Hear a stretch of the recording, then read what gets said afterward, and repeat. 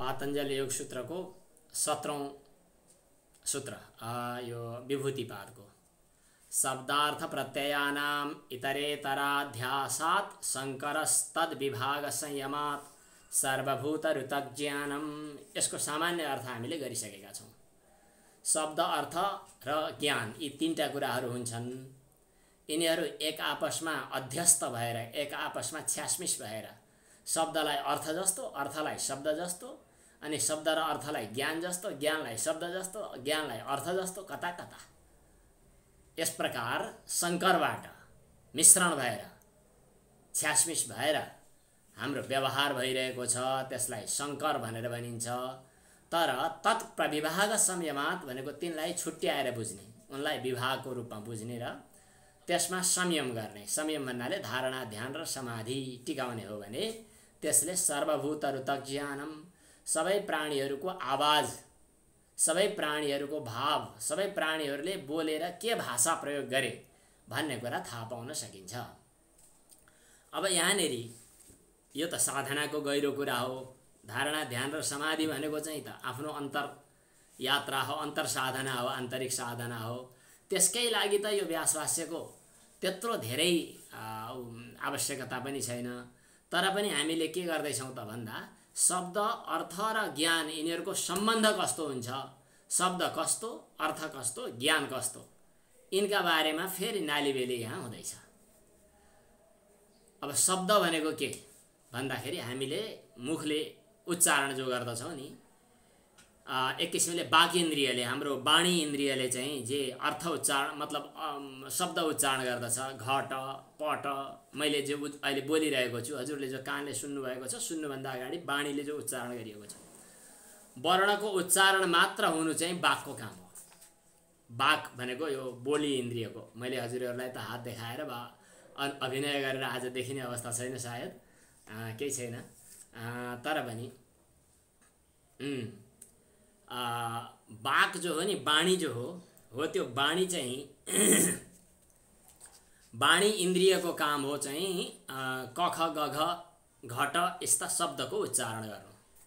यो के भयो, ध्वनि, ध्वनि प्रकट गर्नु वागेन्द्रियको काम भयो। अनि त्यो ध्वनिलाई आफ्नो कर्ण इन्द्रिय माध्यमले विषयीकृत गर्नु काम चाहिँ श्रोत्रेन्द्रियको विषय हो। श्रोत्रेन्द्रियले के गर्छ त भन्दा ध्वनिको परिणामलाई ग्रहण गर्दछ। अनि त्यसपछि न श्रोत्रेन्द्रियले अर्थ बुझ्दैन, वाक इन्द्रियले पनि सुन्दैन। अनि अर्थ यो त के भयो, वर्ण पदरूप मात्रै भयो। त्यो यो कुरा बताउँदै हुनुहुन्छ व्यासभाष्यमा, तत्र वाक वर्णेषु एव अर्थवती श्रोत्रम च ध्वनि परिणाम मात्रम। श्रोत्रेन्द्रियले चाहिँ ध्वनिलाई ग्रहण गर्नु मात्रै। पदम पुनर्न नादानुसंहार बुद्धि निर्ग्राह्यम। अब पद चाहिँ फेरि वर्णात्मक हुन्छ।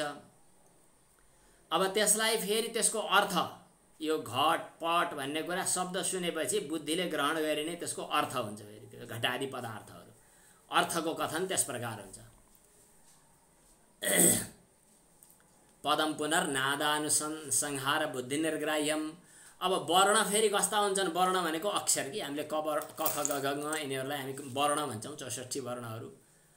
यो फेरि रमाइलो छ। नेपाली भाषामा कति वर्णमाला भनेर भनिन्छ, संस्कृतमा चाहिँ 64 वर्णमाला, 64वटा वर्णमाला भनेर।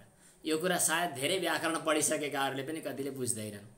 64वटा वर्णमालाहरू यो पाणिनीय शिक्षामा पाइन्छ। यो ती वर्णहरू जस्तै घट भन्दाखेरि घ एउटा वर्ण, अ एउटा, ट एउटा, अ एउटा, अनि विसर्ग छ भने एउटा। स्याउ भन्नु पर्यो भने स य आ उ यी वर्ण भए। अब यहाँ मसिनो कुरा के गर्दैछ त भन्दा यी वर्णहरू एउटै समयमा प्रकट हुँदैनन्। घ उच्चारण गर्दा ट उच्चारण हुँदैन, ट उच्चारण गर्दा घ उच्चारण हुँदैन। यिनीहरू चाहिँ एकै समयमा वर्णन के अरे उच्चारण गर्न सकिँदैन। त्यस कारणले यिनीहरू के गर्छन् त भन्दा एउटाले उच्चारण गरेकाको कुरालाई अर्कालाई सल्काउनु पर्यो, अर्काले अर्काको कुरो बुझ्नु पर्यो। यस प्रकार यिनीहरू छुट्टा छुट्टै हुन्, एकैचोटि उच्चारण गर्न सकिँदैन। वर्णा एक समय असम्भावित भावित्वात् परस्पर निरनुग्रहात् मानः। यिनीहरू छुट्टा छुट्टै छन्, परस्परमा मिसिएका छैनन्, अलग अलग छन्।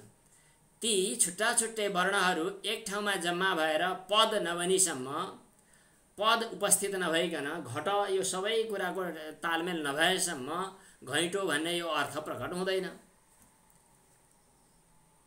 घैँटो यो पद अर्थ प्रकट हुनका लागि सबैको तालमेल मिलेर एक पद बन्नुपर्ने हुन्छ।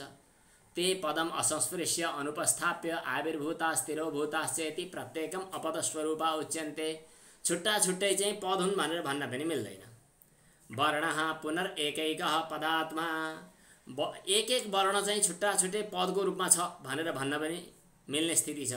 किनभने पद बन्नका लागि वर्ण आवश्यक पर्छ। पद भनेको घट, पद भनेको एउटा पद हुन्छ नि। म घर जान्छु भन्यो भने घर यो एउटा पद भयो। त्यो घरभित्र घ अ र अ यी वर्णहरू छन् छुट्टा छुट्टै। ती छुट्टा छुट्टै पनि पद बन्नका लागि उपादान कारण हुन्, र मेटेरियल हुन्। ती वर्ण वर्ण वर्ण वर्ण मिलेर एउटा पद बन्छ भने पद बन्नका लागि वर्णहरू चाहिँ कच्चा पदार्थ हो। सिमेन्ट बनाउनका लागि कच्चा पदार्थ विदेशबाट आयात गर्ने अनि के भन्ने हुन्छ, केमिकलहरू लिएर आउने हुन्छ नि। त्यस्तै गरी चाहिँ वर्ण उच्चारण गर्नका लागि त्यो पद उच्चारण गर्नका लागि, पद बन्नका लागि वर्णहरू चाहिँ छुट्टा छुट्टै कच्चा पदार्थहरू चाहिँ हुन्छन्, उपादान रूप हुन्छन्।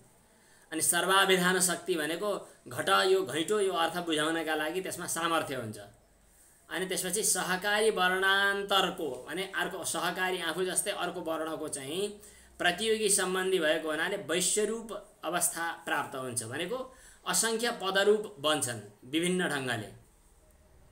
सहकारी वर्णान्तर प्रतियोगित्वात् वैश्यरूपमिवापन्न, विश्वरूप हुन्छ। जस्तै अब क उच्चारण गऱ्यो भने क कति ठाउँमा प्रयोग गर्ने, क अक्षरबाट उच्चारण हुने शब्दहरू नै खोजी गर्ने भने शब्दकोशमा सयौं हजारौं हुन्छन्। अबाट उच्चारण हुने यति धेरै शब्दहरू भनेर शब्दहरू प्रयोग हुन्छ।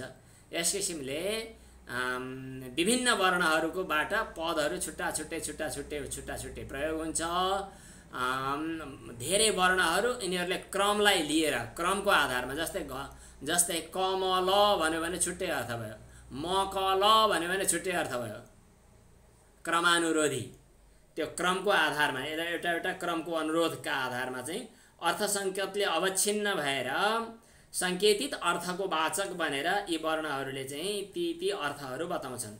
गौ भन्नु पर्यो भने ग औ अनि विसर्ग, यिनीहरूले चाहिँ गाई भन्ने अर्थ बतायो। सर्वाभिधान शक्ति परिवृता गकार औकार विसर्जनीयाः। सासना भनेको गाईको घाँटीमा रहने त्यो लुरको के भन्छ त्यसलाई, गलकम्बल भन्छन् हामी, माल हो। त्यो सासनाले युक्त भएको गाई भन्ने अर्थ चाहिँ प्रकाशित गर्छ गौ भन्ने शब्दले। गौभित्र के आए, गकार औकार विसर्ग, यी तीनटा मिलेर अनि शासनादिमान प्राणी भन्ने अर्थ चाहिँ बतायो। भनेपछि यहाँनिर के हामीले बुझ्दैछौँ त भन्दा एउटा वाच्य अर्थ छुट्टै छ, एउटा वाचक शब्द छुट्टै छ, शब्द छुट्टै हो, अनि त्यसपछि त्यसको अर्थ छुट्टै हो, अनि त्यो अर्थलाई बुझ्ने बुद्धिको विषय हुने कुरा छुट्टै हो। यी तीनटा छुट्टा छुट्टै कुराहरू देखिएका छन्। वाच्यस्य सङ्केत्य तद् एतेषाम् अर्थ सङ्केतेन अवच्छिन्नानां, यस प्रकार अर्थ सङ्केतले अवच्छिन्न भएका छुट्टा छुट्टै वर्णहरू, अर्थको सङ्केतले घेरिएका भनौँ, अर्थको सङ्केतले विशिष्ट बनेका यी छुट्टा छुट्टै अर्थ, छुट्टा छुट्टै शब्दहरू जहाँ वर्णको उच्चारणको ध्वनि क्रममा तिनीहरू मिलेका छन्, ती सबैलाई एकैचोटि मिलाएर घट, गौ, गाई, भैँसी, मोबाइल भन्दै गर्दाखेरि एउटा बुद्धिमा एउटा आभास पैदा हुन्छ। त्यो आभास पैदा गर्ने पद जो, त्यो पद वाचक भयो। अनि वाच्य त्यसको अर्थ भयो। त्यो पद वाचकले वाच्य अर्थलाई सङ्केत गर्छ। वाच्य भनेको भनिने, वाचक भनेको भन्नेवाला। अनि त्यो एउटा पदले एउटा बुद्धि विषयक भएको एउटा चाहिँ वस्तुलाई के गर्दछ त, तदे आक्षिप्त, आभाग, अक्रम, अवर्ण, बौद्ध, अन्त्य आदि वर्णको रूपमा यिनीहरूले के गर्दछन् त भन्दाखेरि जुन अपेक्षाले उच्चारण गर्न खोजिएको हो त्यही क्रम अनुसार ती वर्णमालाहरू टक्क गएर बस्छन् र तिनीहरूमा बुद्धिले त्यो अर्थको वाचक यो वर्ण हो भनेर यस किसिमको एउटा समष्टि अर्थलाई ग्रहण गर्दछ। त्यो शब्दावलीहरू त्यो वाचक भयो। यस प्रकार वाच्यवाचक भाव निर्धारण हुन्छ। तत् एतावता बताम एवं जातीयकः अनुसंहारः एकस्य अर्थस्य वाचकः। यस प्रकार एउटा अर्थको वाचक यो बन्छ। अब यो एउटा वाचक एउटा वाच्य भयो, अनि यो एउटा वाचक र वाच्यको बिचमा संकेत भनेको एक किसिमको सम्बन्ध छ। त्यसले के गर्छ त भन्दा यो पदको यो अर्थसँग सम्बन्ध छ भन्छ। जस्तै घट शब्द उच्चारण गरेपछि घट अर्थ बुझ्ने, गाई शब्द उच्चारण गरेपछि गाई भन्ने अर्थ बुझ्ने, यस किसिमको चाहिँ एकै पद र अर्थको बिचको एउटा सम्बन्ध छ। त्यो सम्बन्धलाई इतरेतराध्यास भन्दो रहेछ। हामीले अध्यास चाहिँ वेदान्तमा पढ्थ्यौँ, यहाँ पनि इतरेतराध्यास रूप स्मृत्यात्मक एउटा चाहिँ सङ्केत हुन्छ। भनेको के त भन्दाखेरि शब्द हो कि अर्थ हो स्पष्ट बुझ्न नसकिने, घरि शब्द जस्तो लाग्छ घरि अर्थ जस्तो लाग्छ। वेदान्तको प्रकरणमा हामीले यो कुरा गरेका थियौँ कि गाई शब्द उच्चारण गर्यो अथवा अग्नि शब्द उच्चारण गर्यो, बुझ्ने मान्छेले उता बलिरहेको धपधपी आगो बुझिरहेको हुन्छ। उच्चारण गरेको छ एउटा शब्द, बुझ्ने बेला बुझेको छ उता अर्थ। अब शब्द उच्चारण गरेको त्यस कारणले शब्द छुट्यायो भनेर शब्दलाई छुट्याउन सकिन्न, किन उसले अर्थ नै बुझ्नुपर्ने हुन्छ। त्यसो भए शब्द उच्चारण गरे पनि अर्थ नै प्रकट हुँदो रहेछ भनौँ भने फेरि उच्चारण गर्दा मुखमा आगो बल्दै हुँदैन। त्यस कारणले तर यिनीहरूको बिचमा छासमिस भइरहन्छ। जो यही शब्द उच्चारण गरो त्यसैलाई अर्थको रूपमा, जो अर्थ प्रयोग भइरहेको छ त्यसलाई शब्दको रूपमा। यो यम शब्द स अयम अर्थ, यो अयम अर्थ स अयम शब्द। जो अर्थ हो त्यही शब्द हो, जो शब्द हो त्यही अर्थ हो। यस प्रकार इतरेतराध्यास रूप सङ्केत भइरहन्छ। यस किसिमले शब्द अर्थ र ज्ञान यी तीनटाको अहिलेसम्म हामीले जति लामो कथा गऱ्यौँ यसले के भन्यो त भन्दा शब्द जो मुखले उच्चारण गर्दछ, कानले सुन्छ, अर्थ भनेको त्यसको पदार्थ त्यसको विषय, कानले सुनिने त शब्द भयो, मुखले उच्चारण गर्ने शब्द भयो, अनि त्यसपछि त्यसको पदार्थ भनेको घैँटो भयो अथवा गाई भयो, अनि त्यसको फेरि बोध चाहिँ दिमागमा चाहिँ त्यस किसिमको बोध आउँछ। यी तीनटाहरूको एक आपसमा छ्यासमिस भइरहन्छ। यही नै शङ्कर हो, मूलमा त्यही बतायो। एवं एते शब्दार्थ प्रत्ययाः, शब्द अर्थ र ज्ञान यिनीहरू चाहिँ इतरेतराध्यास हुन्छ। यिनीहरूमा शङ्कर साङ्कर्य हुन्छ। गौ भन्ने शब्द, गौ भन्ने अर्थ, गौ भन्ने ज्ञान, तीनटा कुराहरू गाईमा बसे। जस्तै शब्दको कुरा गर्ने हो भने गौ, कौ, काउ, कसैले काउ भन्लान्, कसैले गाउ भन्लान्, कसैले गाई भन्लान्, कसैले गाय भन्लान्, कसैले संस्कृतमा गौ भने। यो के भयो? कानले सुनिने शब्द भयो। शब्द त भाषा अनुसार फेरियो पनि। अनि पदार्थ जो हो नि त्यसको अर्थ चाहिँ त त्यही काउ हो, गाई हो, त्यो जो गाईपिण्ड छ त्यो चाहिँ पदार्थ भयो। त्यसको ज्ञान पनि एउटा बोध छ, फेरि बुद्धि निर्ग्राह्य। यस किसिमको चाहिँ एकै ठाउँमा छ्यासमिस भएर हामीले व्यवहार गरिरहेका छौँ। तर जसले यिनलाई छुट्टा छुट्टै केलाएर बुझ्न सकेको छ, प्रविभागज्ञ, जसले यी तीनटाको प्रविभागलाई छुट्टै बुझ्छ त्यो चाहिँ सर्वविद हो। सर्वपदेषु च अस्ति वाक्य शक्ति। किनभने वाक्यको शक्ति चाहिँ सबै पदमा छ, सबै पदमा वाक्यको शक्ति हुन्छ। किनभने वृक्ष यति उच्चारण गर्यो भने छ भन्ने कुरा स्वतः बुझ्नुपर्छ। यो के हो भन्दा घैँटो भन्यो भने घैँटो हो भन्ने कुरा पनि स्वतः बुझियो। यो नहि सत्ताम पदार्थ व्यभिचरति, यो चाहिँ हामीले व्याकरण दर्शन पढ्दाखेरि निकै महत्त्वका साथ पढिएको विषय हो। निकै महत्त्वपूर्ण पनि छ, व्याकरण दर्शनका लागि धेरै महत्त्वपूर्ण काम लाग्यो। व्याकरण सिद्धान्त नै यसैमा टिकेको छ। हरेक पदार्थहरूमा सत्ता चाहिँ व्यभिचरित हुँदैन, अर्थात् सत्ता छोडेर बाहिर हिँड्दैन। जस्तै तपाईँ अहिले कहाँ भने त म देवघाट छु भन्ने कुरा भन्नै परेन। यो के हो भन्दा यो चाहिँ मोबाइल हो भने मोबाइल हो भन्नै परेन। भनेपछि मोबाइल भन्ने बित्तिकै अस्ति हो भन्ने कुरा स्वतः आयो, अथवा फल भन्ने बित्तिकै यो फल हो भन्ने कुरा स्वतः आयो। सत्ता चाहिँ पदार्थले कहिले पनि व्यभिचरित गर्दैन। तथा नहि असाधना क्रिया अस्ति। अनि क्रिया हुनका लागि चाहिँ हरेक पदमा वाक्यको शक्ति प्रयोग भइहाल्छ। अनि के कुनै शब्द उच्चारण गर्दा सत्ता पनि आइहाल्छ। क्रिया स्वयं आफै भाषित हुन थालिहाल्छ। किनभने पदार्थ सत्ता रहित कहिल्यै पनि हुन सक्दैन। क्रिया पनि फेरि असाधना भनेको छ। साधन भनेको कारक भन्छन् के अरे हाम्रो व्याकरणको दृष्टिले। कारक बिना क्रिया पनि हुँदैन। यो व्याकरणकै गहिरो विषय पर्यो। जस्तै रामः ग्रामम गच्छति, राम गाउँ जान्छ भन्नु पर्यो भने अब जान्छ भन्ने क्रिया भयो। जान्छ भन्यो भने कसैले को जान्छ, के जान्छ, कहाँबाट जान्छ र कहाँ जान्छ, 5-7 वटा कुराहरू सोधिन्छन् त्यहाँभित्र। आज त त्यस्तो भएछ नि, भएछ भन्ने बित्तिकै के भएछ, एक्सिडेन्ट भएछ, कहाँ भएछ, मुगलिनमा भएछ, भएको छैन है, मैले त्यसै भनेको उदाहरणको लागि। किन भएछ, गाडीले साइड विपरीत साइडबाट गाडी आएको हुनाले भएछ। कताबाट आएको थियो गाडी, काठमाडौँबाट आएको थियो अथवा पोखराबाट आएको थियो। कसरी भएछ भनेपछि त्यहाँ हाम्रो अङ्ग्रेजीमा पनि प्रचलन छ, संस्कृतमा पनि सिकाउँदा भनिन्छ, करिब करिब 7 वटा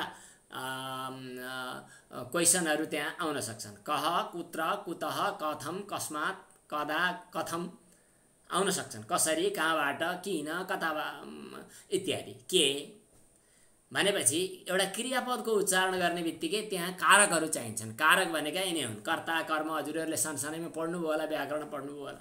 कर्ता, कर्म, करण, सम्प्रदान, अपादान, अधिकरण भन्ने हुन्छ।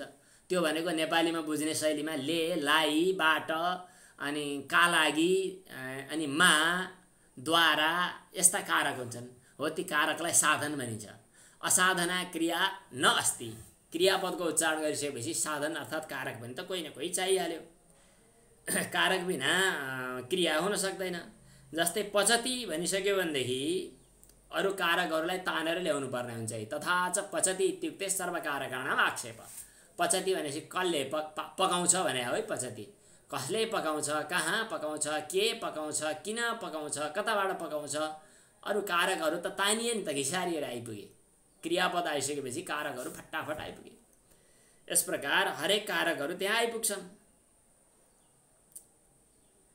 केही कुरा भनिसकेपछि अरू कुराहरूको आक्षेप गरेर पनि लिएर आउनुपर्ने हुन्छ। अरू कारकहरूलाई आक्षेप गरेर लिएर आउनुपर्ने हुन्छ।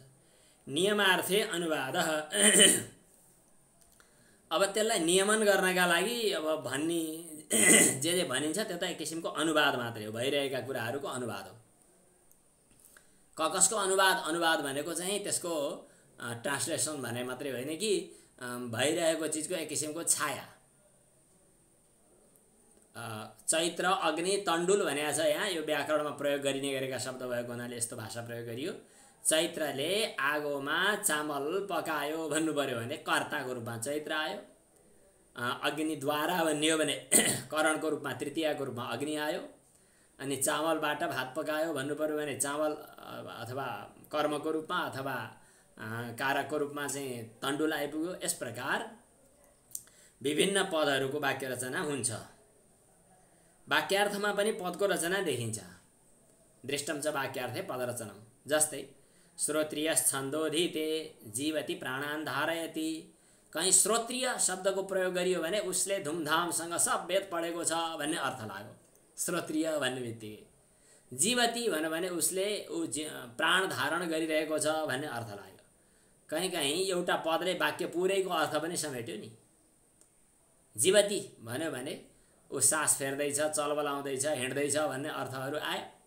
श्रोत्रिय भन्यो भने वेद पढ्छ, विधिपूर्वक राम्रोसँग गुरुकुल बसेको हो, यस्ता अर्थहरू आए।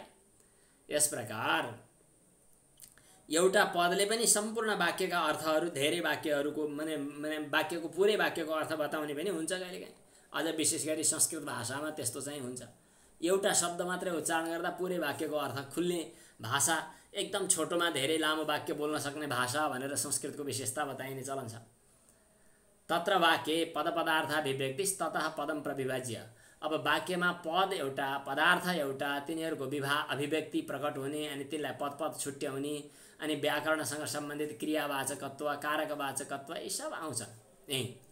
अन्यथा भवति अश्वः, अजापयः इत्येवम् आदिषु। यस प्रकार भिन्न भिन्न किसिमका कुराहरू आउँछन्। अश्व, अज, पय भनौँ भने अश्व भनेको घोडा भयो, अज भनेको बाख्रो भयो, पय भनेको दुध भयो। यिनीहरूमा नाम र क्रियापद समान रूपले हुनेवाला। क्रिया र कारकमा अनिर्ज्ञातको व्याख्या यदि हुँदैन भए कसरी गर्न सकिन्थ्यो र? अश्वः अजापयः इत्येवम् आदिषु नामाख्यात सारूप्यात् अनिर्ज्ञातम। अब त्यहाँ कतिपय अवस्थामा चाहिँ यो कुरो बुझिएन भनेदेखि अनि त्यसको व्याख्या गर्न सकिँदैन पनि। व्याख्या गर्ने बेलामा क्रियाकारक भनेर छोडेर मिलाएर भन्नुपर्ने हुन्छ। यदि क्रियाकारकको मेलो मिलाएर व्याख्या गर्न सकिएन भने कुरा गर्न गाह्रो पनि हुन्छ।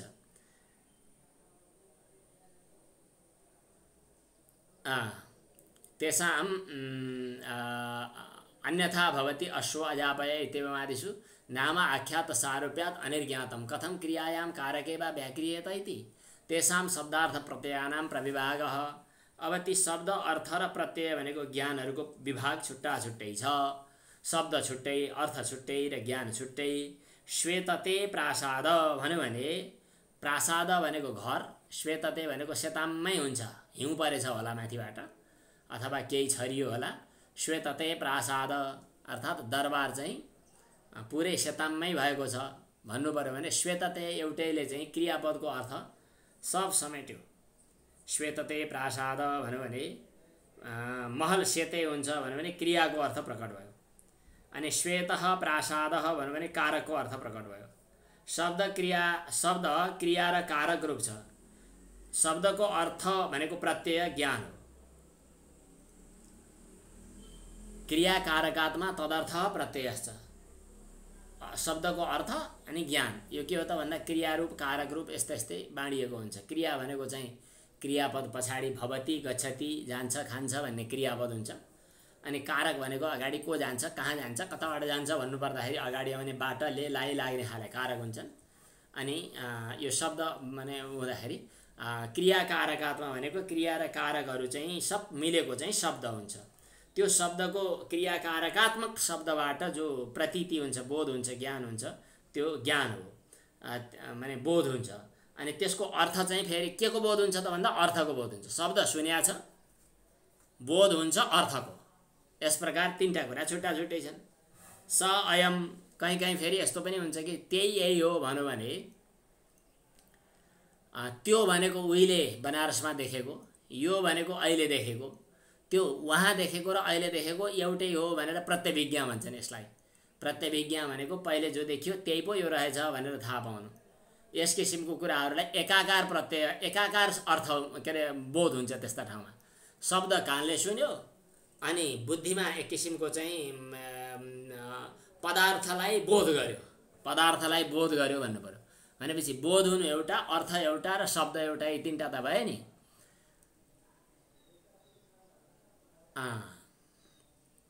स्वयं इत्याभिसम्बन्धात् एकाकार एव प्रत्ययः संकेत इति यस्तु श्वेतः अर्थः स शब्द प्रत्यययोः आलम्बनीभूतः। अनि सेतो घोडा भन्ने क्रममा श्वेतः प्रासाद सेतो महल भन्ने बेलामा जो सेतो भन्ने जो अर्थ हो त्यो शब्द र ज्ञान दुईटैको शब्द जो हो त्यो चाहिँ के अरे अर्थ पदार्थ जो हो त्यो शब्द र ज्ञानको आलम्बन आधार हुन्छ। त्यो आधार जो अर्थ हो पदार्थ वस्तु हो त्यो चाहिँ स्वाभि अवस्थाभि विक्रियमाणः न शब्दसहगतः न बुद्धिसहगतः एवं शब्दे एवं प्रत्ययः न इतरेतर सहगत इति अन्यथा शब्दः अन्यथा अर्थः अन्यथा प्रत्ययः इति विभागः। इस प्रकार अर्थ जो हो त्यो शब्द होइन, शब्द जो हो त्यो अर्थ होइन। शब्दलाई बुद्धिले ग्रहण गरेन, पदार्थलाई ग्रहण गर्यो। पदार्थलाई ग्रहण गर्दा शब्द बिना पदार्थ ग्रहणमा आएन। यस प्रकार पदार्थ छुट्टै, शब्द छुट्टै र ज्ञान छुट्टै, यी तीनटा छुट्टा छुट्टै विभाग रूपमा जानिन्छ। तर यी विभागलाई पनि स्पष्ट रूपमा बुझेर ती ठाउँमा संयम अर्थात् धारणा, ध्यान र समाधि टिकाउन सक्यो भने योगी चाहिँ सर्वभूतरुत ज्ञान प्राप्त गर्न सक्छ। सामान्य यसको सारांश यति हो कि एकदम छोटोमा बुझ्दा शब्द अर्थ र ज्ञान यी तीनटा छुट्टा छुट्टै हुन्। शब्द हामीले कानले सुन्छौँ, शब्द भनेका छुट्टा छुट्टै पद हुन्। पद पनि होइन, अझ वर्ण हुन्। वर्णबाट केही अर्थहरू देखा पर्छ, त्यो अर्थ नै पदमा गएर टिक्छ। त्यो वर्ण उपादान भएको वर्णबाट तयार भएको जो पद हो त्यो पद उच्चारण गरिन्छ कानले। त्यो पद उच्चारण गरिसकेपछि अनि पदार्थलाई विषय उसले सुनेको छ, शब्द बुझेको छ, अर्थ अनि अर्थ बुद्धिमा अर्थ पदार्थको रूपमा मतलब एउटा भानको रूपमा देखा परेको छ। यस प्रकार अलग अलग वस्तुहरूलाई एक ठाउँमा चाहिँ लिएर आएर राखिएको छ र परस्परमा आलम्बन आधार बनेको छ। अब यसलाई छुट्याएर बुझ्न सक्ने र त्यसमा संयम गर्न सक्नेलाई चाहिँ सर्वभूतहरुत ज्ञान भनेको सबै प्राणीहरूको आवाजलाई बुझ्न सकिने क्षमता प्राप्त हुन्छ भन। अब यसबीचमा अरू टीकाकारहरूले पनि के भन्छ, यो शब्दको उच्चारण कसरी हुन्छ, उच्चारणका स्थान के हुन्छन्, अनि रमाइलो छ। जस्तै राम घर जान्छ, यो महाभारतै भनौँ न। राम घर जान्छ भन्दा रा छुट्टै हो, म छुट्टै हो, घ छुट्टै हो, म र छुट्टै हो, जा छुट्टै हो, न छुट्टै हो, छ छुट्टै हो। अनि त्यो अघिल्लोले छुट्टै पछिल्लोले छुट्टै छुट्टै अर्थ बुझाएका हुन्छन्। तिनीहरूको भेट कसरी भयो, अघिल्लो वर्ण मरिसक्यो, दोस्रो वर्ण पैदा हुन्जेल अघिल्लो वर्ण बाँकी छैन, त्यसबीचमा अघिल्लो वर्ण र पछिल्लो वर्णको भेटघाट किन भयो, उच्चारण गरिएको छ शब्द, अनि बुझिन्छ अर्थ, अनि शब्दको र अर्थको के सम्बन्ध, यस्ता कुराहरूको परामर्श छ, विचार विमर्शका लागि एउटा ठुलै शब्द दर्शन बन्यो। त्यही शब्द दर्शनको मूल चाहिँ यो व्यास भाष्यमा आएको थियो। अब यसपछि अगाडि बढौँ, यसलाई अलिकति माथि लैजाने कि भयो। संस्कार साक्षात्करणात् पूर्वजाति ज्ञानम, संस्कार साक्षात्कारणात् पूर्वजाति ज्ञानम, साक्षात्करणात् है फेरि संस्कार साक्षात्करणात् पूर्वजाति ज्ञानम, संस्कार साक्षात्कारणात् करणात् पूर्वजाति ज्ञानम, करणात् भन्नुपर्ने हो। संस्कार साक्षात्करणात् पूर्वजाति ज्ञानम, संस्कार साक्षात्कारणात् करणात् पूर्वजाति ज्ञानम। संस्कारलाई साक्षात्कार गर्यो भने पूर्व जन्मको पनि जानकारी हुन्छ। संस्कारलाई बुझ्यो भने यो त सामान्य कुरो हो एकदम। यदि पढिसकेपछि आफ्नो विचारले पनि यो कुरालाई निर्धारण गर्न सकिन्छ। आखिरमा हामी जन्म लिने भनेको संस्कारकै कारणले हो। संस्कार भनेको कुनै कर्म गरिसकेपछि त्यो कर्मको संस्कार हाम्रो बुद्धिवृत्तिको रूप मतलब चित्तमा सङ्कलन भएर बसेको हुन्छ। यही संस्कारकै घर हो चित्त, हो त्यो संस्कारको घर चित्त। अनि संस्कारलाई पत्तो लगाउन सक्यो भने यो संस्कारको परिणाम यस्तो हुन्छ भन्ने कुरो थाहा भइहाल्यो। अनि आज यो संस्कार पैदा गर्नका लागि अघिल्लो जन्ममा त्यो कर्म गरियो होला, त्यो कर्म गर्नका लागि त्यस्तो त्यस्तो भयो भन्ने कुरा ठ्याक्कै थाहा हुन्छ। अब उदाहरणको लागि अचेल डाक्टरहरूले त उसमा प्याथोलोजीमा गएर वा चाहिँ प्रयोगशालामा गएर चाहिँ नि परीक्षण गरेका रिपोर्ट कागज हेरेपछि मात्रै थाहा पाउँछन्। पहिले वैद्यहरूले विशेष गरी प्राकृतिक उपचारमा पनि वैद्यहरूले पनि नाडी छामेर एकछिन नाडी छाम्ने लगभग 15 मिनट लगाएर नाडी छाम्ने एकजना बुढो मान्छे त हामीले देख्यौँ। 15 मिनट जति लगाएर नाडी यो हातको चाहिँ नाडी मजासँग विचार गरिसकेपछि यहाँहरूमध्ये पनि धेरैलाई यो अनुभव छ होला, कतिलाई पक्कै पनि। अनि उसले ओहो तिमीले चाहिँ बासी यो अमिलो आम के भन्छ यो तामाको अचार खाएको कारणले गर्दा त्यसको कुपथ परेर यो समस्या भएछ, ग्यास्ट्रिक अथवा एसिडिटी बढेछ हैन, मैले खाएकै छैन भन्छ त्यो बिरामी चाहिँ। बढी बोल्छस् त, 6 महिना अगाडि तैँले खाएको हुनुपर्छ, देखाइदिउँ भनेर। अनि त्यसपछि यो बमिट गर्ने प्रच्छर्दन मतलब यो बमिट गर्ने रेचन प्रक्रिया अपनाएर अनि बमिट गर्दा पुरै भित्र चाहिँ फोहोरहरू बाहिर निकालिदिएर देखिस् तैँले यति महिना अगाडि खाएको चाहिँ कुत्सित पदार्थ चाहिँ यही हो भनेर देखाइदिने। यस्ता घटनाक्रम हामीले देख्यौँ सुन्यौँ कतिपय अवस्थामा। तिमीले पक्कै पनि चिसोको कुपथ, हाम्रो पिताजीले पनि यति भन्नुहुन्थ्यो, अहिले तिमीलाई गर्मी लागिरहेको छ, अति तिमीलाई चिसोको कुपथ भइरहेको छ, अमिलो फलहरू खायो होला चिसोको, अथवा गर्मी बढिरहेको छ, पित्त बढिरहेको छ। यी सब कुराहरू ठ्याक्कै थाहा हुने किन अहिलेको गतिविधि। त्यसको एउटा उदाहरण ठ्याक्कै बुझ्न सकिन्छ यो सूत्रको अर्थ बुझ्नलाई उदाहरणको रूपमा। संस्कार साक्षात्करणात् पूर्वजातिक ज्ञानम। अहिले कस्तो खाले संस्कार छ त्यसलाई पत्तो लगाउनु भनेको के हो त भन्दा यो संस्कार पैदा गर्नका लागि कस्ता जन्महरू विगतमा बिते भन्ने कुरा थाहा पाउने। संस्कार संयमद्वारा संस्कारलाई साक्षात्कार गर्न सकियो भने पूर्व जन्मको ज्ञान हुन्छ। जसले जस्तो कर्म गर्दछ, आफ्ना इन्द्रिय मन बुद्धिहरूद्वारा जे जस्ता अनुभव गरेको छ ती सबै कुराहरू संस्कारको रूपमा चित्तमा सङ्कलित भएर बसेका हुन्छन्। चित्त संस्कारको पोको बोकेर हिँडिराखेका हुन्छ। हो त्यो संस्कार दुई किसिमको हुन्छ भन्ने कुरो आएको छ। एउटा चाहिँ वासना रूप छ जो स्मृतिको कारण छ, एउटा धर्माधर्म रूप छ जो जन्म मृत्यु भोग आदि जात्यायुर्भोगाः भनेर हामीले पढिसक्यौँ होला। जन्म मृत्यु र अनि भोग आदि हुने एउटा हुन्छ। एउटा चाहिँ वासना रूप छ संस्कार जो स्मृतिको कारण हुन्छ, जो एउटा हार्ड डिस्कमा सेभ गरे जस्तो, जो अर्को चाहिँ भोगका रूपमा आइसकेको छ धर्माधर्म रूप, त्यो जन्मद्वारा आयुद्वारा र भोगद्वारा थाहा हुन्छ। यस प्रकार अनेक जन्म जन्मान्तरबाट जम्मा भएर आएका संस्कारहरू हामीसँग हुन्छन्। ती संस्कारहरूलाई मात्रै ध्यान गर्ने। संस्कार भनेको के चिज हो, संस्कार कस्तो छ त्यहाँ धारणा गर्ने। पहिला देशबन्धश्चित्तस्य धारणा, अनि त्यसपछि ध्यान गर्ने, तत्र प्रत्ययिकतानता ध्यानम, अनि त्यसपछि समाधि गर्ने। यस किसिमको संयमको अभ्यास गर्दै गर्दै गऱ्यो भने अब पूर्व जन्ममा त्यो को थियो, के थियो, कसो थियो भन्ने कुरा ठ्याक्कै पुरै थाहा पाउँछ भन्ने कुरा आयो। नजानेर पनि कतिपय साधकहरूले अहिले पनि पूर्व जन्मका कुराहरू फ्याट भन्दै गरेका सुनिन्छ। त्यसमा केही न केही संस्कार साक्षात्कारको झल्का थियो होला। अब यो कुरा व्यासभाष्यको टीकामा कसरी लेखिएको छ हेरौँ। संस्कार दुई किसिमका हुन्छन्। द्वे खलु अमी संस्काराः। एउटा वासनारूप स्मृति क्लेश हेतु, स्मृतिको कारण भएका, एउटा विपाकको हेतु भएका धर्म अधर्म रूप। विपाक भनेको परिणाम, विपाक भनेको अहिले फल भोगका लागि तयार भएको, अहिले चाहिँ रनिङ। एउटा वासना भनेको चाहिँ ऊ सेभ भइरहेका, सुरक्षित बसिरहेका। स्मृति क्लेश हेतवः वासना, स्मृति रूपी क्लेशको हेतु भएका वासना रूप एक थरी संस्कार, एक थरी विपाकको हेतु भएका चाहिँ अथवा स्मृति र क्लेशको हेतु भएका वासना रूप संस्कार एक थरी, अनि धर्म अधर्मबाट प्रकट हुने चाहिँ विपाकको रूपमा देखा परेका केही वासनाहरू एक थरी। जो विपाकको रूपमा देखा परेका जो हुन् तिनीहरू चाहिँ जाति आयु भोगका लागि काम लाग्ने हुन्छन्। ते पूर्व भवाभिसंस्कृत, अघिल्लो जन्ममा जे थिए त्यसैको संस्कारबाट देखा परेका परिणाम चेष्टा निरोध शक्ति जीवन धर्मवत् अपरिदृष्टा चित्त धर्मः।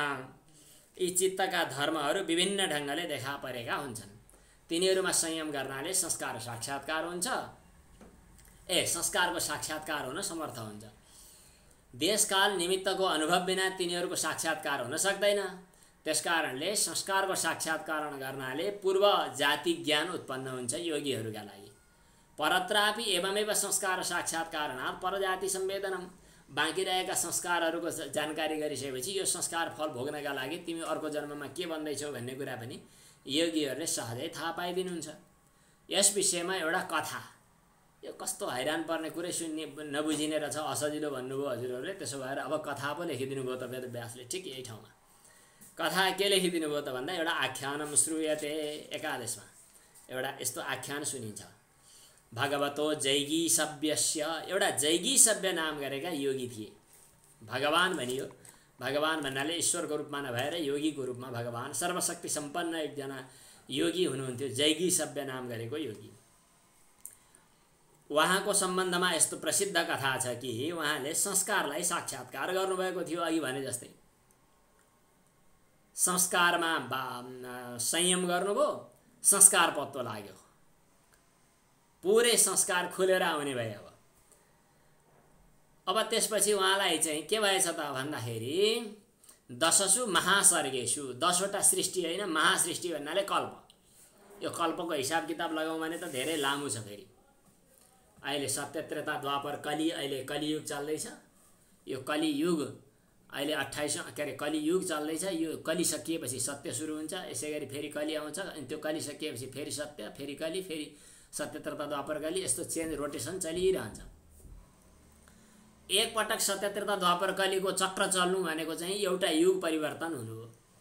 अहिले चाहिँ 28औं कलियुग छ। यस्ता 28औं हुँदै हुँदै 72 कि 71 कि कति युग बितिसकेपछि एउटा मनुको पालो हुन्छ। त्यस्ता 14 मनुको पालो बितिसकेपछि एउटा कल्प हुन्छ भनिन्छ। यतिखेरको कल्प श्वेतवराह कल्प हो। श्वेतवराह कल्प अन्तर्गत वैवस्वत मनुको पालो छ। यतिखेर वैवस्वत मनुको पालो अन्तर्गत 28औं कलियुग चल्दैछ। यस प्रकार युगको हिसाब किताब पनि फेरि धेरै लामो र धेरै ठुलो छ। यो हाम्रो सनातन संस्कार परम्पराको चाहिँ युग ज्ञान छ। युग परम्परा यो ज्योतिषसँग सम्बन्धित छ, पात्रोमा उल्लेख गरिएको हुन्छ। 10वटा महासर्ग भनेको 10 कल्प। एक कल्प भनेको ब्रह्माजीको एक दिन भनिन्छ। 10 कल्पहरू बितिसक्दाखेरि 10 कल्पसम्मको बितेको चाहिँ जन्म परिणामको चाहिँ परम्पराको उनले अनुभव गर्न थाले।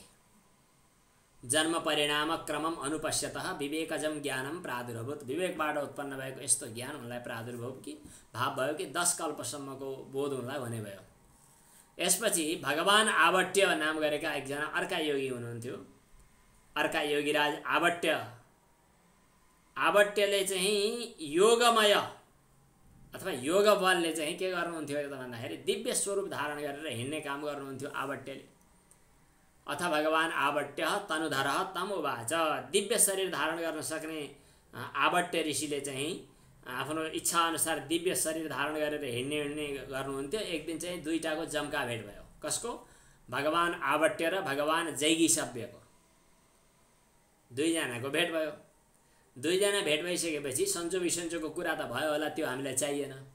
अनि आवट्यले चाहिँ जैगिसभ्यलाई भन्नुभएछ, ओहो हजुर त 10 कल्पसम्म चाहिँ के कस्तो हुनुहुन्थ्यो भन्ने कुरा हजुरलाई जानकारी भयो। हजुर 10 कल्पको कुरा हजुरले अहिले बुझ्नु भएको छ। ती 10 महाकल्पमा हजुर जन्मिँदाखेरि कहिले देवता हुनुभयो, कहिले मान्छे हुनुभयो, कहिले विभिन्न पशु पक्षी आदि जन्ममा पनि हजुर प्रकट हुने गर्नुभयो। यस प्रकार अनेक पशु पक्षी सर्प देवता दानव जलचर थलचर आकाशचर गगनचर खेचर हुँदै गर्दा कतिपटक नरक पनि जानुभयो, कतिपटक स्वर्ग पनि जानुभयो। भनेपछि हजुरले त धेरै ठुलो अनुभव गर्नुभएको छ अघि भन्छन् उनले। 10 महासर्गेषु भव्यत्वात् अनभिभूत बुद्धिसत्वेन। जसको बुद्धिको क्षमता चाहिँ अभिभूत भएको छैन, दबिएको छैन, हाम्रो त खत्तम हुन्छ भएको छैन। हजुरले नरकमा गएर तिर्यक भनेको पशु पक्षी आदि हुँदाखेरिको सम्भव दुःखलाई पनि देख्नु भएको छ। अनि देवता मनुष्य हुँदाखेरिको फेरि पैदा हुँदाखेरिको सुख पनि पत्तो लगाउनु भएको छ। अब हजुरसँग मेरो एउटा यस्तो अनुभव छ कि भन्नुपर्छ। कहिले कहिले तीर्थयात्रा गएर आएका मान्छे गएर छन् भने तीर्थयात्राको समष्टि अनुभव तपाईँलाई कस्तो छ भनेर सोध्ने गर्छु मैले। कहीँ कलेजमा पढेर आएपछि अथवा पढाएर आएपछि अथवा कसैले केही काम गरेर आइसकेपछि भेट भएपछि तपाईँलाई त्यतिखेरको अनुभव कस्तो भयो भनेर सोध्ने चलन छ मेरो पनि। आवट्यले सोध्नु भएछ, यत्रो जन्म बिताएर हजुर आउनुभयो, हजुरले सुख पनि बेहोर्नु भयो, दुःख पनि बेहोर्नु भयो। हजुरले दुःख र सुख मध्ये जोखेरै विचार गर्ने हो भने दुःख बढी अनुभव गर्नुभयो कि सुख बढी अनुभव गर्नुभयो भनेर सोधे। सुख दुःखयोः किम अधिकम उपलब्धमिति। सुख र दुःख मध्ये हजुरले के चाहिँ बढी पाउनुभयो भनेर सोद्धाखेरि आवट्य नाम गरेका योगीलाई जैगिसभ्य योगीले भन्नुभयो, 10वटा महासर्ग बिते। ती 10वटै महासर्गमा अनेक किसिमका तिर्यक नरक आदि, कहिले पशु भएर नरक तिर्यक सम्भवम गर्भ सम्भवम, कहिले नरकमा गएर कहिले पशु पक्षी इत्यादि भएर धेरै धेरै दुःखको अनुभव गरेँ। बारम्बार देवता मनुष्य आदि जन्ममा पनि उत्पन्न भएँ। मैले जे जति अनुभव गरेँ नि दुनियाँभरमा मैले सुख भन्ने कुरो देखिनँ, सबै दुःखै दुःख मात्रै मैले देखेँ। सुख कहीँ छैन, दुःखै दुःख मात्रै छ, मैले यस्तो अनुभव गरेँ भन्दै जैगिसभ्यले। 10 महासर्गेषु भव्यत्वात् अनभिभूत बुद्धिसत्वेन मया नरक तिर्यक भवम दुःखम सम्पश्यता देव मनुष्येषु पुनः पुनः उत्पद्यमानेन। कहिले देवता भएर कहिले मनुष्य भएर बारम्बार जन्मिने आउने जाने गर्दै गर्दा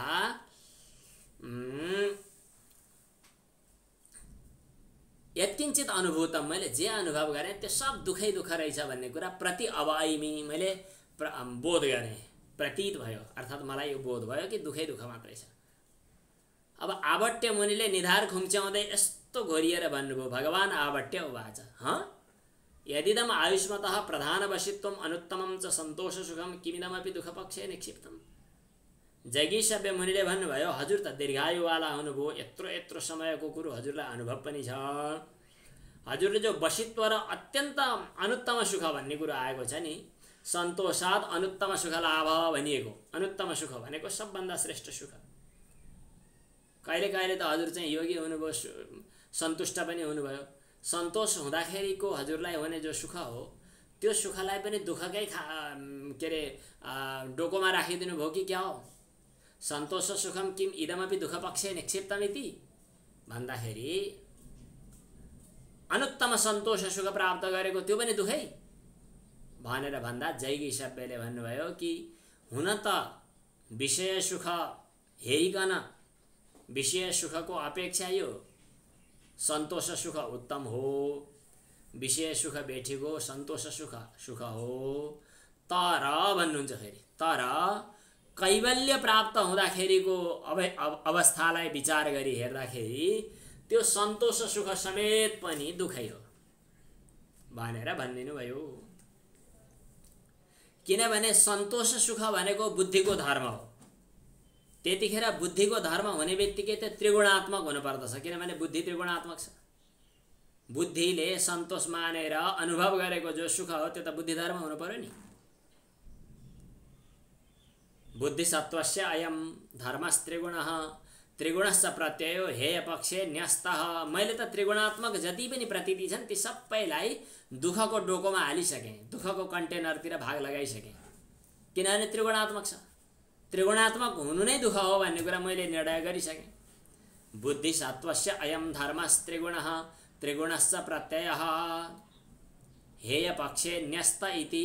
यो हेय हो भन्ने कुरा मैले अनुभव गरिसकेको छु। दुःख स्वरूपस्तृष्णा तन्तुः। तृष्णाको तन्तु दुःख रूप छ। तृष्णा दुःख सन्तापापगमातु। तृष्णा दुःखको सन्तापबाट निवृत्त भएपछि मात्रै प्रसन्नता र अवाध भनेको कहिल्यै पनि बाधित नहुनेवाला सर्वानुकूल सुख प्राप्त हुन सक्छ। त्यो कैवल्य सुखको रूपमा मानिएको छ। त्यसबाहेक अरू जति पनि सांसारिक सुखहरू भोगहरू त ती त कहाँको कहाँ सन्तोषाद अनुत्तम सुख लाभ भनेर भनिएको सुख पनि बुद्धिवृत्ति रूप भएको हुनाले त्यो दुःख नै हो भन्छु म त भनेर जैगी सभ्यले भन्नुभयो। यो कथाबाट के कुरा सिद्ध भयो त भनेर भन्दाखेरि संस्कार साक्षात्कारणात् पूर्वजातिक ज्ञानम, विभिन्न किसिमका दुःखरूप संस्कारहरूको चाहिँ पनि उसलाई साक्षात्कार हुन्छ। अब यो सकियो। अब अर्को सूत्र, अब अलि सजिलो छ, अब नहतारिनु पर्ला। प्रत्ययस्य परचित्त ज्ञानम। प्रत्ययस्य परचित्त ज्ञानम। अब प्रत्यय भनेको चित्तको वृत्ति। हामीले त प्रत्यय भनेको ज्ञान भन्ने धेरै ठाउँमा ज्ञान नै भनेर बुझिएको छ। कहीँ कहीँ चाहिँ अलिअलि फरक अर्थ पनि हुन्छ, यसो थोरै दायाँ बायाँ पनि हुनसक्छ प्रसङ्गवशात्। यहाँ चाहिँ प्रत्ययको साक्षात्कार गर्नाले, प्रत्यय संयमात् भनेको प्रत्ययको साक्षात्कार गर्नाले। प्रत्ययको साक्षात्कार भनेको के हो त भन्दाखेरि तपाईँ त्यहाँ अगाडि बस्नुभएको छ, तपाईँले के विचार गर्दै हुनुहुन्छ, तपाईँको प्रत्ययमा धारणा, तपाईँको प्रत्ययमा ध्यान र तपाईँको प्रत्ययमा समाधि, यति गरिदिँदाखेरि परचित्त ज्ञानम, उसको चित्तको भावहरू थाहा पाइन्छ, उसको चित्तको भावहरू थाहा पाइन्छ। अब कसरी थाहा पाइन्छ अर्को सूत्रमा पनि आउँछ यो कुरा। प्रत्ययस्य साक्षात्कारणात् प्रत्यय संयमात् प्रत्ययस्य साक्षात्कारणात् ततः परचित्त ज्ञानम।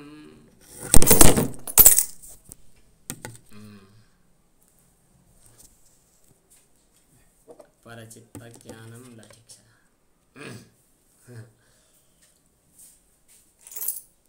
न च तत् यसको तात्पर्य के भयो त भन्दाखेरि प्रत्ययको साक्षात्कार गर्नाले, प्रत्यय भनेको के हो त भन्दा अर्काको चित्तमा संयमद्वारा साक्षात्कार गर्नाले अर्काका चित्तको ज्ञान हुन्छ। अब यहाँनेरि टीकाकारहरूले व्याख्याकारहरूले अलि फरक फरक व्याख्या पनि गर्नुभएको छ भन्ने कुरा आएको छ। योगीले कसैको चेहरा हेरेर, कसैको आकृति हेरेर उसका चित्तमा संयम गर्न थाल्यो भने चित्तको साक्षात्कार हुन्छ। उसलाई थाहा हुन्छ कि उसको चित्तमा राग द्वेषादि संसारका वासनाहरू के कस्ता छन्, ऊ वैराग्ययुक्त छ कि छैन, अब भोलि उसले के गर्दछ, यी सब कुराहरू पछि गएर उसलाई थाहा हुन्छ। अहिले स्क्रिन चाहिँ मेरोमा मात्रै भाग्यो कि हजुरहरू कहाँ पनि भाग्यो? मसँग फेरि अहिले भाष्य ठिक छ गुरु यहाँ त ए किन त गुरु हस् त्यसो भए मैले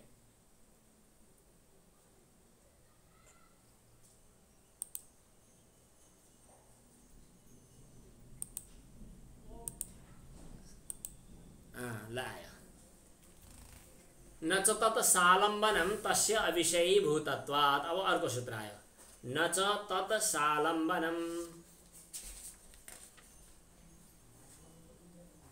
तस्य अविषयी भूतत्वात्। तस्य अविषयी भूतत्वात्। तत् भनेको त्यो ज्ञान जो हो नि हामीले जो भन्यौँ परचित्त ज्ञान हो त्यो चाहिँ सालम्बन भनेको उसको आलम्बन अर्थात् त्यो चित्तले के भारी बोकेको छ त्यो सबै कुराहरूलाई पनि ग्रहण गर्ने भनेको होइन। जस्तै कुनै व्यक्तिले अर्का परचित्तमा संयम गर्यो, एउटा योगीले परचित्तमा संयम गर्यो, परचित्तमा संयम गरिसकेपछि उसले के चाहिँ बुझ्न सक्छ भने त्यो परकीय चित्त चाहिँ विषयमा कतिको आसक्त छ अथवा योग साधनामा लागेको छ कि छैन कि समष्टिमा उसले चाहिँ के कतातिर जाँदैछ यो कुराको साक्षात्कार हुन्छ। तर उसभित्र उसले सानातिना कुराहरू अहिले भर्खरै घटपट मठ के गर्दैछ कसो गर्दैछ सानातिना कुराहरूको पनि खोजिमेली गरेर थाहा पाउने कुरा होइन त्यो। तत्स भनेको त्यो परचित्त, सालम्बनम भनेको त्यसको आलम्बन अर्थात् विशेष सहितको साक्षात्कार हुन्छ भनेको होइन। किनभने तस्य भनेको उसको चित्तको विषय चाहिँ अविषयी भूतत्वाद भनेको योगीको संयमको विषय होइन।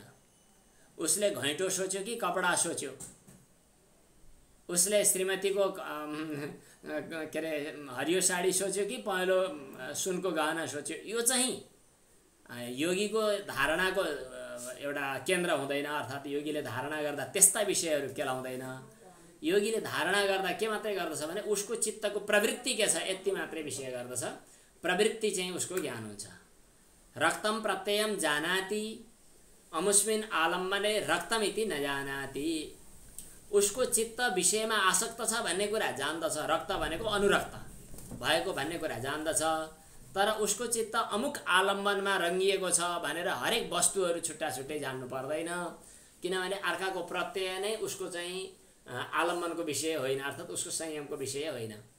यदालम्बनम तद योगी चित्तेन न आलम्बनीकृतम। प्रत्यय परप्रत्यय मात्रम तो योगी चित्तस्य आलम्बनी भूतम। उसको प्रत्यय मात्र योगीको चित्तको आलम्बन भएको हो भनेर यो 20औं सूत्र भयो। यसले के गर्यो त अघिल्लो सूत्रको चाहिँ पुष्टि गर्यो।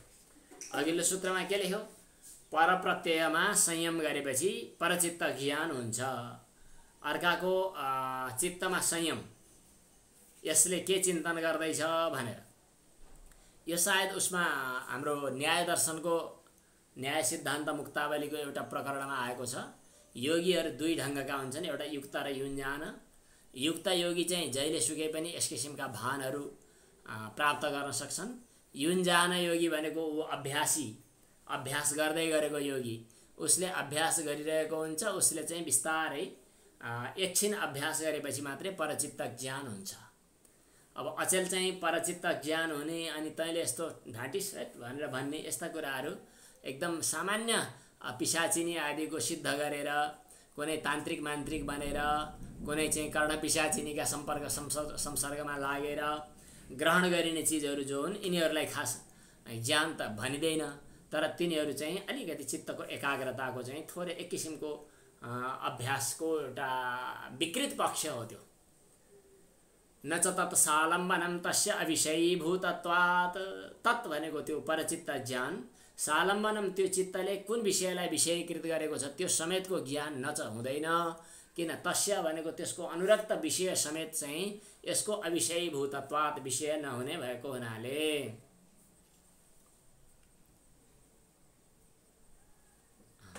कति समय? 54।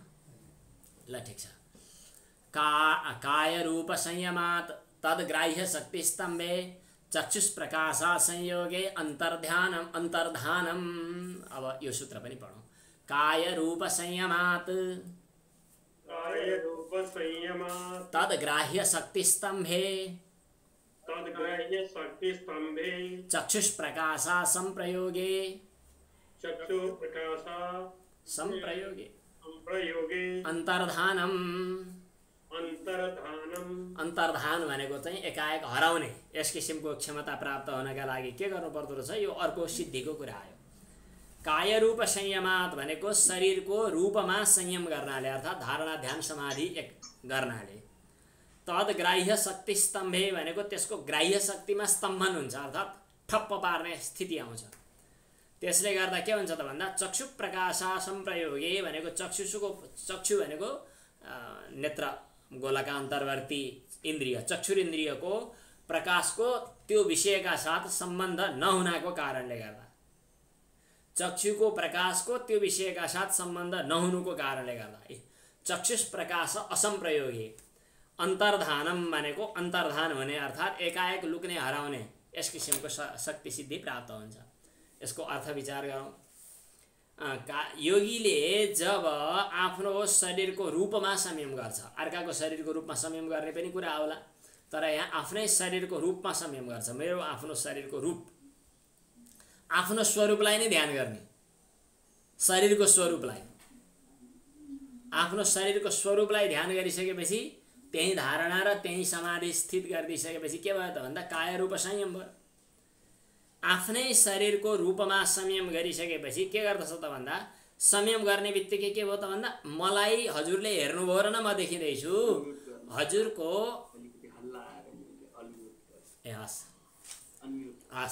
हजुरको नजरले मलाई विषय बनाएपछि नै म देखिन्छु। तर मैले जब मेरो शरीरको रूपमा संयम गर्न थालेँ त्यतिखेर के हुन्छ त भन्दा मेरो संयमको क्षमताले मेरो शरीरको रूपलाई चाहिँ अर्काको नेत्र शक्तिको सम्बन्धबाट टुटाइदिन्छ। अर्काको नेत्र अर्काको चक्षुरिन्द्रियले मलाई विषय बनाउन पाउँदैन, किनभने मैले मेरो शरीरको रूपलाई चाहिँ धारणा ध्यान र समाधिद्वारा एक किसिमले चाहिँ अलग बनाइदिएँ, उसको नेत्रलाई स्तब्ध बनाइदिएँ, ठप्प बनाइदिने, यस्तो भयो। कायस्य रूपे संयमात रूपस्य या ग्राह्या शक्ति, मेरो शरीरको जो रूप हो नि त्यो रूप चाहिँ अर्काको चक्षुरिन्द्रियले ग्राह्य भयो, ऊ चक्षुरिन्द्रियले ग्रहण गर्थ्यो भनेपछि मेरो शरीरको रूप जो हो अर्काको दृष्टिबाट ग्राह्य भयो। अहिले मलाई हजुरहरूले हेर्दै हुनुहुन्छ भने के भयो त भन्दा हजुरको नेत्रेन्द्रियले चक्षुरिन्द्रियले मलाई ग्राह्य बनायो, मेरो रूपलाई ग्रहण गर्यो। अहिले क्यामेरा अफ भयो, क्यामेरा अफ भइसकेपछि अब ग्राह्य विषय बन्न सकिएन। योगीले जब आफ्नो शरीरको रूपमा संयम गर्दछ त्यतिखेर आफ्नो शरीरमा हुने अर्काको इन्द्रियद्वारा ग्रहण गरिने ग्राह्य शक्ति जो त्यसलाई स्तब्ध बनाइदिन्छ, रोकिदिन्छ। ग्राह्य शक्ति स्तब्ध भइसकेपछि अर्का व्यक्तिको चक्षु प्रकाशको यो शरीरसँग संप्रयोग हुन सक्दैन, अर्थात् सम्बन्ध हुन सक्दैन। यसको तात्पर्य के हो, व्यक्ति त्यही छ तर अन्तर्धान भयो, एकाएक हरायो। अन्तर्धानम उत्पद्यते योगिनः एतेन, यो चाहिँ रूपान्तर्धान सम्बन्धी विषय भयो। अब शब्दान्तर्धान पनि हुन सक्छ भन्ने कुरा संकेत गर्नुभयो व्यासले।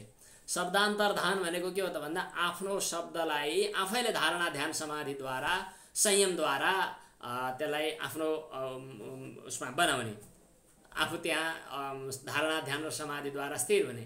त्यति गरिसकेपछि अर्काले आफ्नो शब्दलाई श्रोत्रेन्द्रियको विषय बनाउँदैन। मैले उच्चारण गरिरहेको छु, अर्कोले सुन्दैन। उसले उच्चारण गरिरहेको शब्द उसले सुन्छ, मैले सुन्दिनँ, अथवा उसले सुन्दैन, म सुन्छु इत्यादि। काय रूप संयमात भने जस्तै शब्दादि अन्तर्धानम। अब स्पर्श संयम पनि भने भयो। स्पर्श संयम भनेको चाहिँ यो कतिपय अवस्थामा पुराणहरूमा यस्ता आख्यानहरू आउँछन् अथवा प्राचीन शास्त्रहरूमा उपनिषद आदिमा पनि व्यक्ति नजिक छ, उसले छाम्दा थाहा पाउँदै के गर्यो त भन्दा उसले स्पर्श संयम गर्यो। जसरी रूप संयमको कुरा अगाडि सूत्रमा आयो त्यसै गरी स्पर्श संयम, शब्द संयम, रस संयम, गन्ध संयम इत्यादि पनि हुन सक्छन्। एतेन शब्दादि अन्तर्धानम उक्तम वेदितव्यम, यस प्रकार अरू पनि जान्नु भन्यो। अब सोपक्रमम निरुपक्रमम च कर्म तत्संयमात् अपरान्त ज्ञानम अरिष्टेभ्यो वा। अब सोपक्रमम निरुपक्रमम च उच्चारण,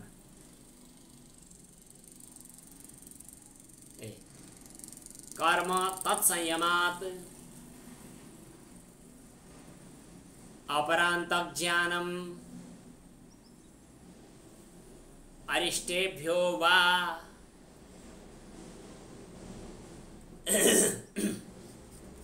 सोपक्रमम भनेको उपक्रम सहित, उपक्रम भनेको आरम्भ सुरुवात अनि स्टेप बाई स्टेप, उपक्रम भनेको सुरुवात भइसकेको भन्नु पर्यो। निरुपक्रमम भनेको आरम्भ नभएको अर्थात् सुरुवात नभएको, कर्म दुई किसिमको भयो। सोपक्रमम भनेको सुरुवात भएको, निरुपक्रमम भनेको सुरुवात नभएको। यस किसिमका दुई प्रकारका कर्महरू हुन्छन्। तत्समयमा तिनीहरूमा संयम गर्नाले योगीलाई के हुन्छ त भन्दा अपरान्त ज्ञानम भनेको मृत्युको जानकारी पनि हुन्छ, अथवा अरिष्टेभ्य भनेको कुनै अरिष्ट अलक्षित कतिपय वस्तुहरूबाट मृत्यु कसरी हुन्छ भन्ने कुराको जानकारी पनि उसलाई हुन्छ। अब यसको फेरि सूत्र हरायो यो हाम्रो स्क्रिन सेयर कि ठिकै छ? स्क्रिन सेयरलाई सरस्वतीजी हरायो गुरुजी, हरायो। ए ल ठिकै छ। मसँग अलि यो छ, मैले सारांश मात्र निकाल्छु, मसँग त्यो पुस्तक आज छैन, त्यस कारणले सोपक्रमम निरुपक्रमम वा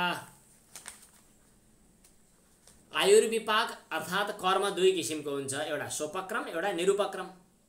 सोपक्रम भनेको सुरु भइसकेको, निरुपक्रम भनेको सुरु हुन बाँकी रहेको। जस्तै तत्र यथा आर्द्रवस्त्रम वितनितम, रमाइलो कुरो गर्छ। चिसो कपडा चाहिँ भिजाएको कपडा सुकायो भने, सुकाउने बेलामा फैलाएर सुकायो भने छिटो सुक्छ। आर्द्रवस्त्रम वितानितम लघिएसा कालेन, छोटो समयमा छिट्टै सुकिहाल्छ। त्यस्तोलाई के भन्नु पर्यो भन्दा सोपक्रम भन्नु पर्यो।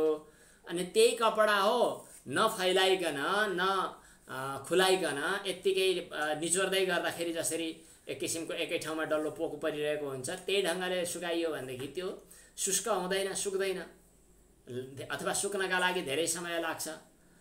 जस्तै अग्नि पनि आगो बाल्दा सुकेको काठमा चाहिँ छिट्टो वारवार्ती बलिहाल्छ, किन जहाँ हावा लागेको छ, जहाँ त्यस्तो छ त्यहाँ चाहिँ छिटो छिटो आगो बलिहाल्छ। जहाँ चाहिँ एकै ठाउँमा मुठो पारेर राखेको घाँस छ अथवा हरियोपन छ त्यहाँनेरि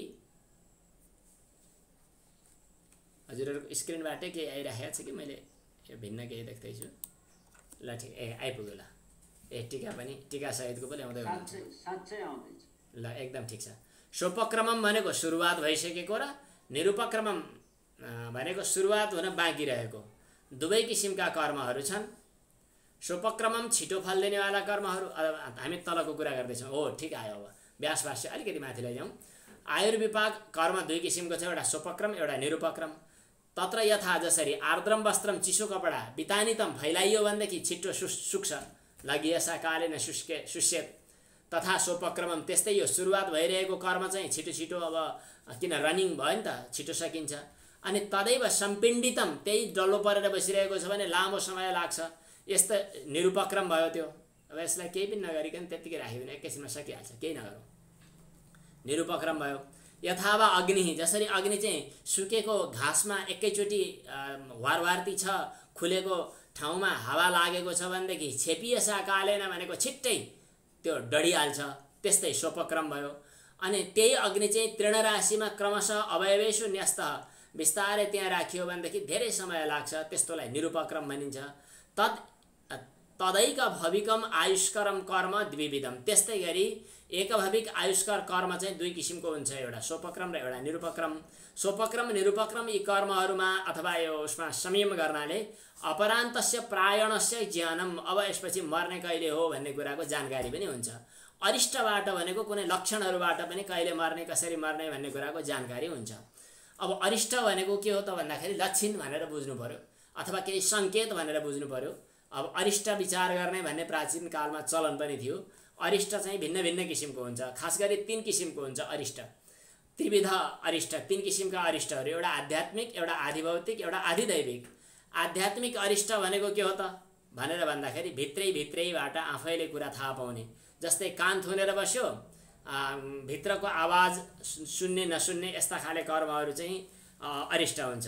आध्यात्मिक अरिष्ट भनेको कान बन्द गर्दाखेरि आफ्नो भित्रको एक किसिमको आवाज गुन्जन आउनुपर्छ अरे, आफ्नो भित्री आवाज हो, त्यो भित्रको आवाज नआउनु हो, त्यो पनि एक किसिमको आध्यात्मिक अरिष्ट भयो, भित्रैबाट यस किसिमको सङ्केत पाउनु। आँखा यस्तो चिम्लिँदाखेरि ज्योति नदेख्नु अर्थात् यसो झिलझिल केही देखिनुपर्छ चिम्लिँदा त्यो नदेखिनु, यो के हो त अब मृत्यु नजिकमा छ भन्ने सङ्केत हो। आदि भौतिक अरिष्ट भनेको के हो त भन्दाखेरि अचानक यमराजहरू आइपुग्नु, भैँसीमाथि चढ्नु भनेको चाहिँ मर्नु हो भनेर, अथवा कपाल मुण्डन गरेको देखियो भने मर्ने सङ्केत हो भनेर भन्ने चलन छ स्वप्नमा। कहिले कहिले त्यस्ता यमपुरुषलाई देख्नु, अनि मरेका पितृहरूले आफूलाई अचानक लैजान सङ्केत गरेको देख्नु। आदि दैविक भनेको फेरि एकाएक स्वर्गका देवताहरू सिद्धहरूलाई देख्नु, उनीहरूले केही चाहिँ आफूलाई लैजान खोजेको विपरीत केही उल्टोपाल्टो देख्नु इत्यादि कुराहरू अरिष्ट सङ्केतको रूपमा मानिन्छ। यो प्राय लक्षणशास्त्रहरूमा चाहिँ अब मृत्युको सङ्केत सूचक कतिपय कुराहरू भनेर भन्ने चलन छ। अनेन वा जानाति अपरान्तम उपस्थितम् इति। अब मृत्यु उपस्थित भएछ कि क्या हो भन्ने कुरा यस प्रकार अरिष्टहरूबाट पनि थाहा हुन्छ। तर तत्संयमात भनेको कर्ममा संयम गर्नाले, स्वोपक्रम र निरुपक्रम दुवै किसिमका कर्ममा संयम गर्नाले अपरान्त ज्ञान हुन्छ, अर्थात् मृत्युको अब नजिकमा कहिले के कसो भन्ने कुराको जानकारी हुन्छ। समय पुरा भयो कि जस्तो लाग्छ, आज यहाँ विश्राम गरौँ।